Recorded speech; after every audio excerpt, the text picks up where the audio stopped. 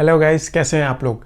Paytm का IPO 8 नवंबर को open होने जा रहा है एंड 10 नवंबर को ये आईपीओ क्लोज हो जाएगा। अब इस आईपीओ को सब्सक्राइब करना है या नहीं करना है, इसके लिए you should consult with your investment adviser. मेरे हिसाब से आप इस आईपीओ को इजीली इग्नोर कर सकते हो। मैं ऐसा क्यों बोल रहा हूँ, लेट्स डिस्कस फ्यू पॉइंट्स। ये कंपनी 18,000 करोड़ रुपीस का आईपीओ लेकर आ रही है। ये इंडिया का सबसे बड़ा आईपीओ होने वाला है। ये आईपीओ इंडिया का सबसे बड़ा आईपीओ है एंड जब भी कोई कंपनी इस लेवल का आईपीओ लेकर आती है तो उसमें फ्यूचर में ग्रोथ होने के चांसेस काफ़ी कम होते हैं। दूसरा पॉइंट है इस कंपनी की आईपीओ वैल्यूएशन। ये कंपनी अपना आईपीओ 1.5 लाख करोड़ की वैल्यूएशन पर लेकर आ रही है।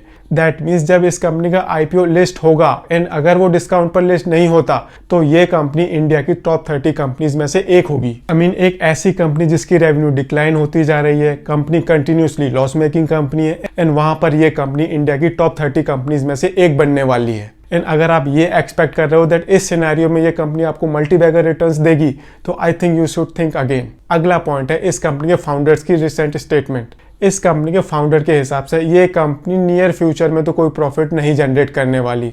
उनके हिसाब से नियर फ्यूचर में ये कंपनी एक बेटर कंपनी होगी, बट प्रॉफिटेबिलिटी के बारे में वो आपको कोई गारंटी नहीं दे सकते। दैट मीन्स एक कंपनी जिसकी रेवेन्यू डिक्लाइन होती जा रही है, कंटिन्यूसली लॉस मेकिंग कंपनी है, नियर फ्यूचर में प्रॉफिट का कोई चांस नहीं है, तो वहां पर अगर आप ये एक्सपेक्ट कर रहे हो दैट ये कंपनी आपको मल्टीबैगर रिटर्न्स देगी तो आई थिंक आपको अपनी एक्सपेक्टेशंस को रीजनेबल रखना चाहिए। अगला पॉइंट है, मैं पेटीएम यूजर हूँ, मैंने काफी सारे पेटीएम यूजर्स को देखा, मैंने काफी सारे पेटीएम के मर्चेंट्स को भी देखा, उनमें से मैंने किसी को भी खुश नहीं देखा। एक कंपनी जिसके यूजर्स, जिसके क्लाइंट्स उस कंपनी से ज्यादातर खुश नहीं है, तो उस केस में अगर आप उस कंपनी से फ्यूचर में ग्रोथ एक्सपेक्ट करोगे तो आई थिंक वो थोड़ा सा सही नहीं होगा। अगला पॉइंट है पेटीएम की सर्विसेज डाइवर्सिफिकेशन।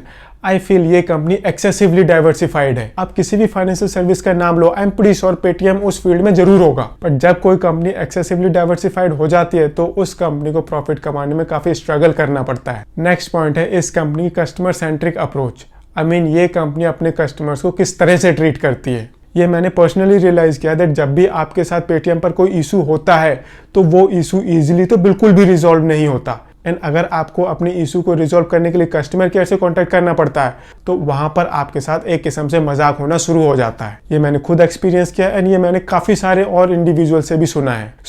एक ऐसी कंपनी जिसके कस्टमर उससे खुश नहीं है, उसके क्लाइंट्स उससे खुश नहीं है एंड उस कंपनी की कस्टमर सेंट्रिक अप्रोच भी नहीं है, तो उस कंपनी का फ्यूचर में सर्वाइवल काफी डिफिकल्ट हो जाता है। अगला पॉइंट आता है इस कंपनी के इन्वेस्टर्स। इस कंपनी के अंदर सारे heavyweights investor already invested हैं एंड वो लोग इस कंपनी का आईपीओ एक चीप वैल्यूएशन पर लेकर आएंगे, ऐसा होने के चांसेस नेक्स्ट टू जीरो हैं। जब भी किसी कंपनी में इस तरह के इन्वेस्टर्स इन्वेस्टेड होते हैं तो वहां पर ज्यादा लिस्टिंग गेन का स्कोप नहीं रह जाता। अगर आप ये एक्सपेक्ट कर रहे हो दैट इस कंपनी में आपको अच्छे लिस्टिंग गेन मिलेंगे एंड बाद में भी ये कंपनी आपको अच्छे रिटर्न्स देगी, I think you should think again. अगला फैक्टर है दैट जब भी कोई कंपनी इतना बड़ा आईपीओ लेकर आती है तो उस कंपनी को बम्पर लिस्टिंग मिले इसके चांसेस काफी कम होते हैं एंड नॉर्मली इस तरह के केस में कंपनी हाई वैल्यूएशन पर अपना आईपीओ लेकर आती है। तो अगर फ्यूचर में मार्केट कंडीशंस अच्छी नहीं रही तो देयर आर चांसेस दैट आपको पेटीएम में डिस्काउंटेड प्राइस पर भी इन्वेस्टमेंट करने की अपॉर्चुनिटी मिल सकती है। ये कुछ फैक्टर्स थे जिनको कंसीडर करके आप पेटीएम के आईपीओ को अवॉइड कर सकते हो। अगर आपको वीडियो पसंद आए तो इसे लाइक शेयर जरूर करें, चैनल को सब्सक्राइब करें।